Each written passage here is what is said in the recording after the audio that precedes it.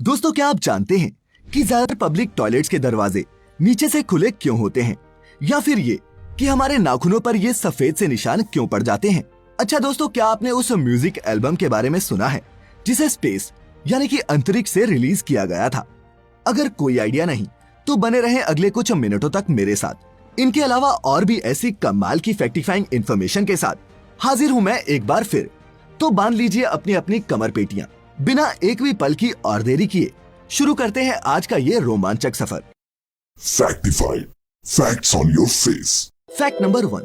दोस्तों, आपने भी कभी ना कभी मेट्रो स्टेशन, मॉल्स या फिर किसी थिएटर में जब पब्लिक टॉयलेट्स का इस्तेमाल किया होगा तो ये नोटिस किया होगा कि इन टॉयलेट्स के दरवाजे नीचे जमीन तक नहीं होते, बल्कि वो नीचे से खुले होते हैं। लेकिन क्या आपके मन में कभी ये सवाल भी उठा है कि आखिर इन पब्लिक टॉयलेट्स के दरवाजों में ये गैप क्यों रखे जाते हैं? अगर हाँ तो दोस्तों बता दूं कि ये गैप सबसे पहले तो टॉयलेट्स की सफाई को आसान बनाते हैं। चूंकि पब्लिक टॉयलेट्स दिन भर बिजी रहते हैं, इसीलिए जरूरी है कि इनकी सफाई में ज्यादा टाइम ना लगे।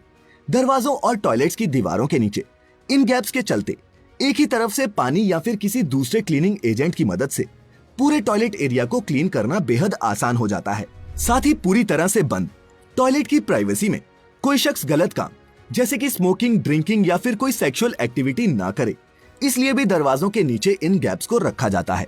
इनके अलावा किसी इमरजेंसी सिचुएशन में अगर कोई इंसान या फिर बच्चा अंदर टॉयलेट में फंस जाए या फिर बेहोश हो जाए तो भी ये गैप्स उनकी मदद करने के लिए एक कारगर जरिया साबित हो सकते हैं।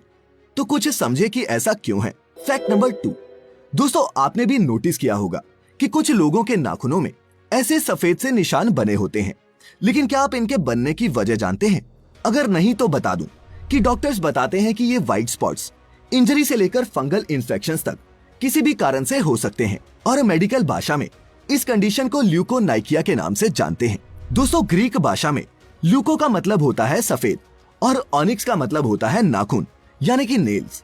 दरअसल होता क्या है कि जब किसी कारणवश नाखूनों की पैराकेराटोटिक सेल लेयर में केराटोहेलाइन नाम का मटेरियल एक्यूमुलेट होने लगता है, तब वो लाइट को एब्जॉर्ब नहीं होने देता बल्कि रिफ्लेक्ट करता है, और आमतौर पर पिंक दिखने वाले इन नाखूनों में ये व्हाइट स्पॉट से दिखने लगते हैं। साथ ही दोस्तों, जैसा कि ज्यादातर लोग सोचते हैं कि नाखूनों के ये व्हाइट स्पॉट्स कैल्शियम की डेफिशिएंसी से होते हैं, तो आपको बता दूं कि ऐसा हरगिज नहीं है। कोई ऐसा कहे तो उसे समझा जरूर देना। Fact number 3। दोस्तों, क्या आप जानते हैं कि कैनेडियन एस्ट्रोनॉट क्रिस हेडफील्ड अंतरिक्ष यानी कि स्पेस में एक एल्बम रिकॉर्ड और रिलीज करके दुनिया के पहले ऐसे म्यूजिशियन बन गए हैं जिन्होंने ऐसा कारनामा किया हो। 2015 में रिलीज हुई क्रिस की इस म्यूजिक एल्बम का नाम space sessions songs from a tin can है, और इसमें कुछ कवर्स के साथ साथ उनके अपने लिखे 11 ओरिजिनल सॉन्ग्स भी शामिल हैं।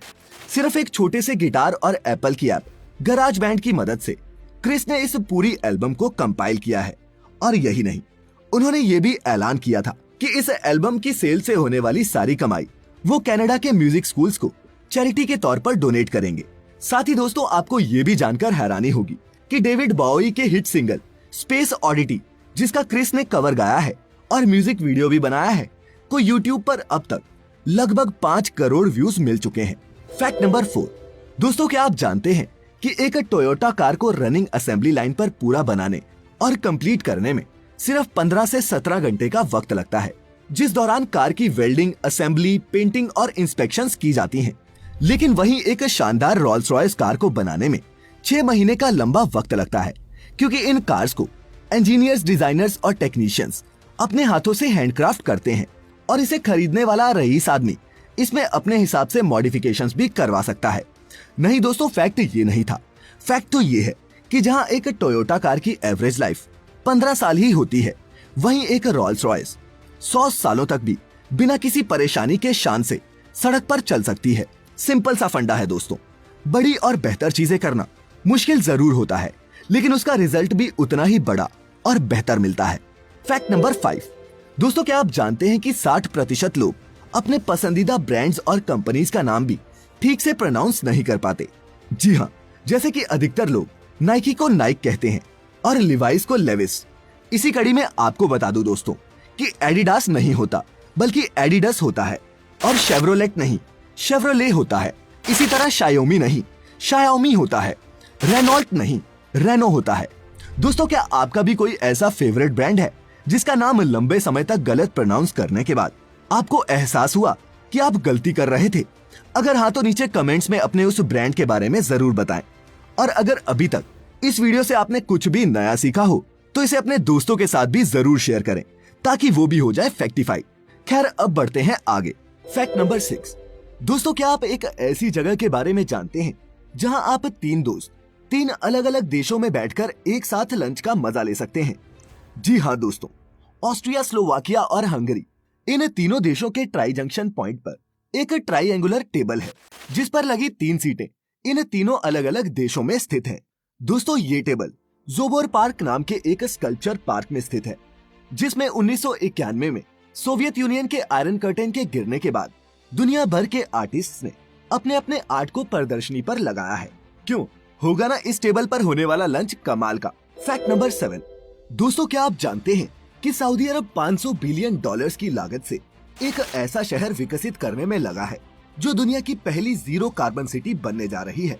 क्राउन प्रिंस मोहम्मद बिन सलमान के इस महत्वाकांक्षी प्रोजेक्ट सिटी का नाम द लाइन रखा गया है और ये इस देश के फ्यूचरिस्टिक बिजनेस हब बनने वाले नियोम जोन के तहत बनाई जा रही है। सऊदी रूलर का कहना है कि इस शहर में 10 लाख लोगों को बसाया जा सकेगा और इस इको सिटी के लिए 0 कार्स, 0 स्ट्रीट्स और 0 कार्बन एमिशंस का टारगेट रखा गया है।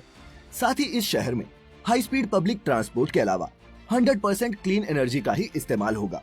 आर्टिफिशियल इंटेलिजेंस भी इस शहर को विकसित करने में एक महत्वपूर्ण भूमिका निभाने वाला है और उम्मीद की जा रही है दोस्तों कि 2030 तक इस अकेले प्रोजेक्ट के दम पर सऊदी अरब अपनी जीडीपी में सालाना $48 बिलियन ऐड करेगा और 4 लाख के करीब करीब जॉब्स भी क्रिएट करेगा।